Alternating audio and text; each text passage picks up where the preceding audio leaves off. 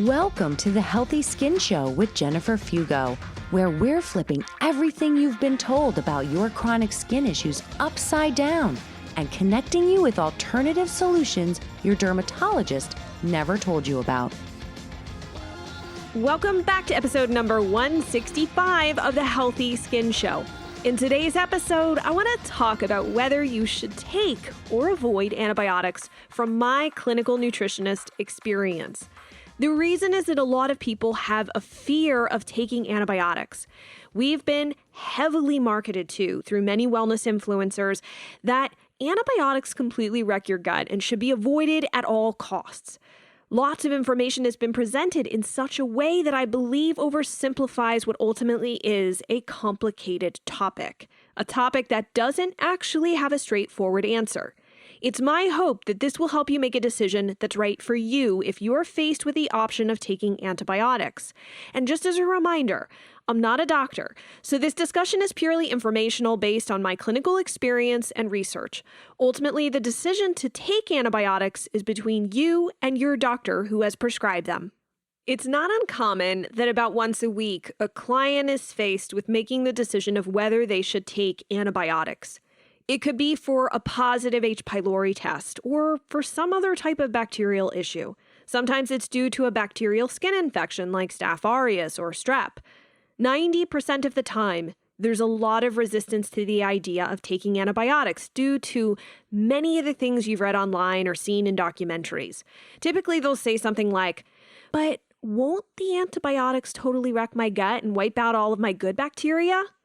Before I answer that question, it's important to know two things. First, I used to think that everyone had low levels of healthy gut flora from years of antibiotic use. But my clinical experience has shown me that this is not always the case. Having an overgrowth of gut bacteria is actually a more common trend in my clinical practice. Second, I totally understand the concern of antibiotics' potential harm to your microbiome. I used to be very against the use of antibiotics because of the issues with antibiotic resistance and the damage they can do to your permanent microbiome. But my work within my clinical practice has made me rethink this hard no.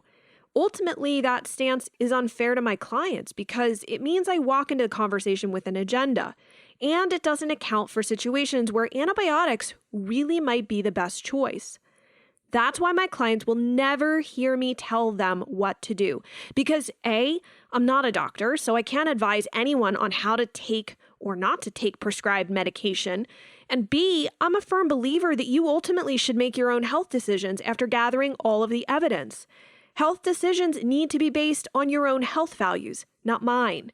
I focus on laying out all of the options so they can ask better questions of their doctors so that they can ultimately make more informed decisions. So what do I say when someone asks me if I'm against antibiotics? Well, I say it depends. Yes, antibiotics impact the permanent microbiome that you establish within the first 2 years of life in a negative way. Long-term exposure can reduce gut bug diversity and increase the likelihood of opportunistic overgrowth, things like candida, for example. But with most things in life, there are both pros and cons. Guests of the Healthy Skin Show have talked about the anti-inflammatory impacts of antibiotics.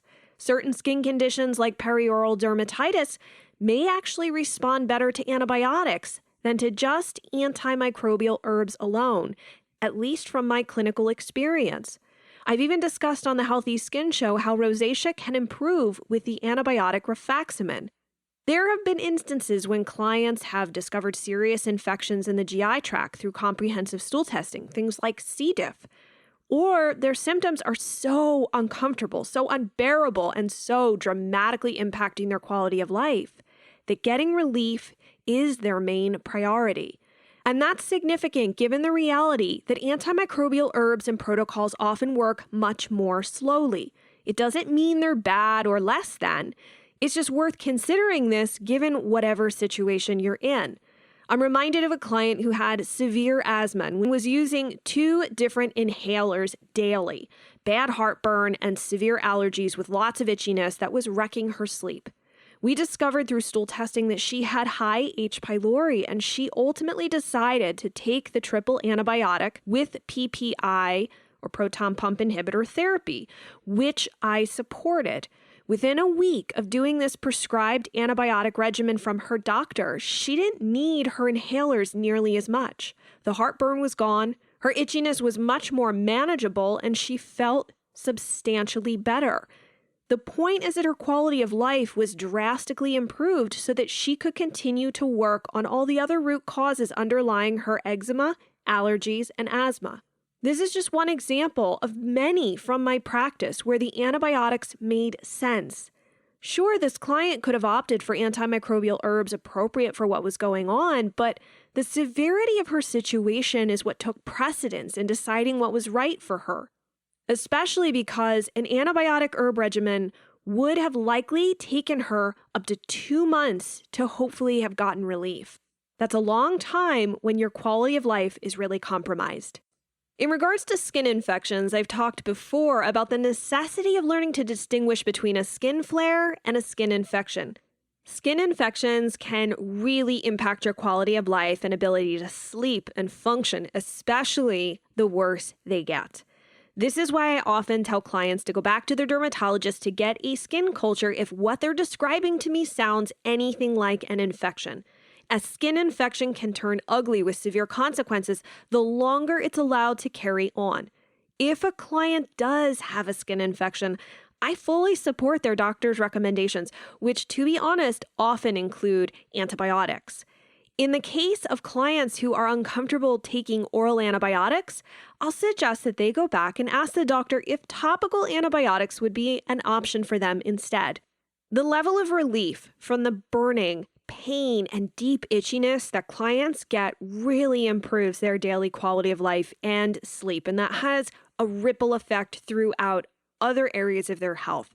And it means that they really can stick to and focus on the integrative protocols in front of us much better because they aren't suffering. So if you're on the fence about antibiotics or you're faced with the reality that your doctor has prescribed them to you, these are the following questions to consider. 1. How much is your quality of life being compromised given your current infection?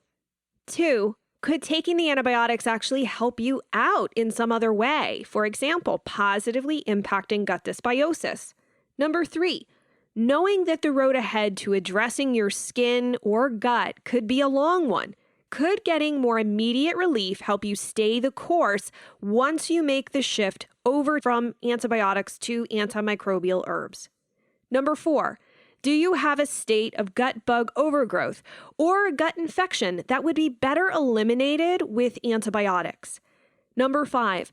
What antibiotic is being recommended, and are you okay with the potential side effects associated with that particular medication? For example, Cipro and other fluoroquinolones that actually have a black box warning from the FDA.